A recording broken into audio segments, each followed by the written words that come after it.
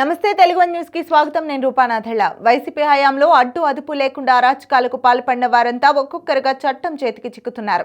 జగన్ హయాంలో ఇష్టారీతిగా నేరాలకు పాల్పడి ఆయన అండతో చట్టానికి చిక్కకుండా దర్జాగా తిరిగిన వారంతా ఇప్పుడు కూటమి ప్రభుత్వం అధికారంలోకి వచ్చిన తర్వాత తప్పించుకోవడానికి అజ్ఞాతాన్ని ఆశ్రయిస్తున్నారు. తాజాగా చంద్రబాబుపై నందిగామలో జరిగిన రాళ్ల దాడికి సంబంధించి వైసీపీ నాయకుల ప్రమేయం బయటపడింది. 2022 నవంబర్ 5లో అప్పటి ప్రతిపక్ష నేత నారా చంద్రబాబు నాయుడు కృష్ణా జిల్లా నందిగామలో పర్యటిస్తున్న సమయంలో ఆయనపై రాళ్ల దాడి జరిగింది. ఆ దాడిలో Chandrababu chief security officer Madhusudan Rao గాయపడ్డారు.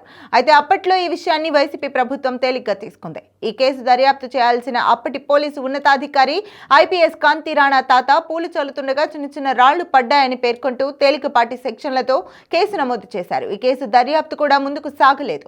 అది వేరే సంగతి. అప్పటి దాడిలో గాయపడిన చంద్రబాబు చీఫ్ సెక్యూరిటీ అధికారి మధుసూదన్ రావుకు రక్త గాయాలయ్యాయి. ఆ విషయాన్ని కూడా అప్పట్లో పరిగణనలోకి తీసుకోకుండా అప్పటి సిపి కాంతి రాణా తాత కుట్రపూరితంగా వ్యవహరించారు. అప్పట్లోనే తెలుగుదేశం నేతలు చంద్రబాబుపై దాడి వెనుక వైసీపీ నేతల హస్తం ఉందని ఆరోపించారు. అయితే పోలీసులు ఆ ఆరోపణలని పట్టించుకోలేదు. కూటమి ప్రభుత్వం అధికారంలోకి వచ్చిన తర్వాత తాజాగా నందిగామలో జగన్ హయాంలో గతేడాది నవంబర్ 5న జరిగిన రాళ్ల దాడి కేసు రీఓపెన్ చేశారు. ఈ కేసుకు సంబంధించి ఇప్పటికే కన్నెగంటి సజ్జనరావు, పరిమి కిషోర్, బెజవాడ కార్తీక్, మార్తి శ్రీనివాసరావులను పోలీసులు అరెస్ట్ చేశారు. పలువురు పరారీలో ఉన్నట్లు పోలీసులు వెల్లడించారు. తాజాగా ఈ దాడి వెనుక వైసీపీ ఎమ్మెల్సీ మొండితోక అరుణ్, మాజీ ఎమ్మెల్యే మొండితోక జగన్మోహన్ రావుల ప్రమేయం ఉన్నట్లు తమ దర్యాప్తులో తేలిందని పోలీసులు వెల్లడించారు.